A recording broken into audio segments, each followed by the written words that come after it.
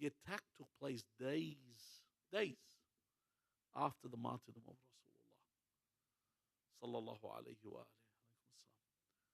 So a few days after the martyrdom of Rasulullah, they were already attacking his house, the house of Fatima alayhi salam. Some people will tell you, listen, why do we need to mention these stories? Let's ignore these.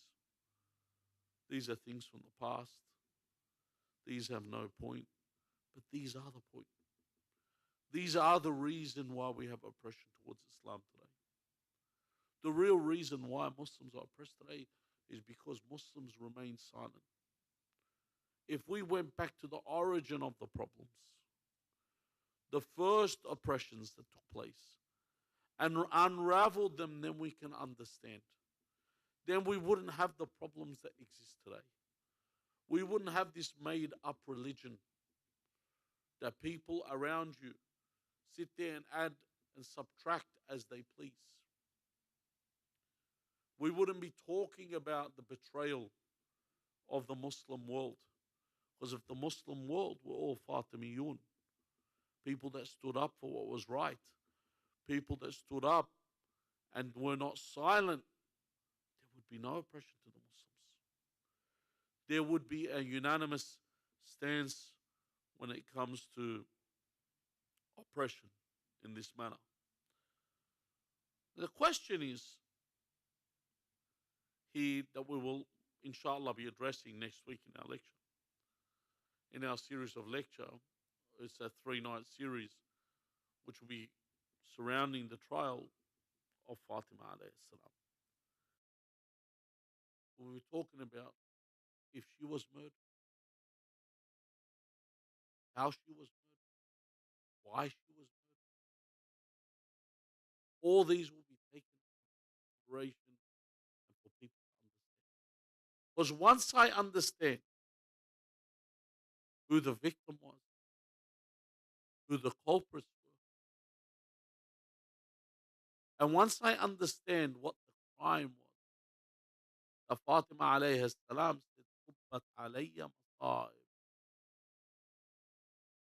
لو أنها صبت على الأيام صرنا ليالي." And she said, calamities that have been poured upon, had they been poured upon the days, this is without hyperbole. الزهراء عليه السلام عاشت الزهراء, there she would exaggerate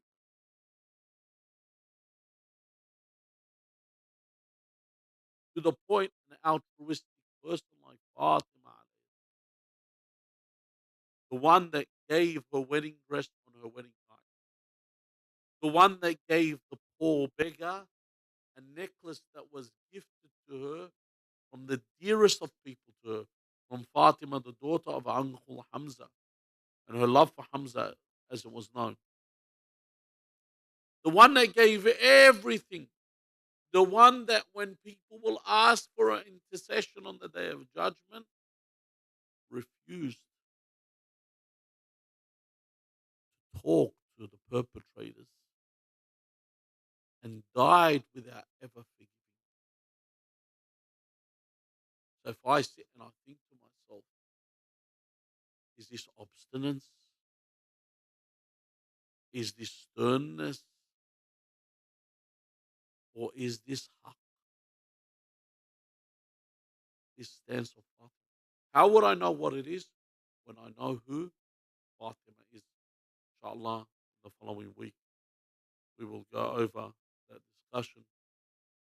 We ask Allah Azza wa Jal to grant us a tongue that speaks for what's right, a tongue that is only silent when it's time to be silent, and our thoughts are in the remembrance of Allah, but a tongue that speaks at the time when everyone else is silenced.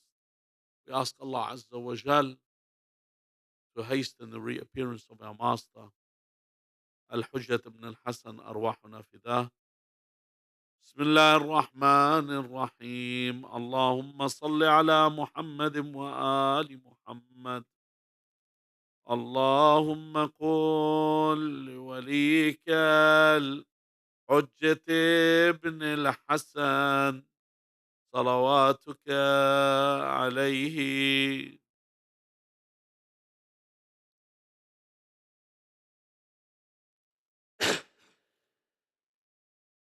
ساعة وليا وحافظا وقائدا وناصرا ودليلا وعينا حتى تسكنه أرضك طوعا وتمتع فيها طويلا برحمتك يا أرحم الراحمين.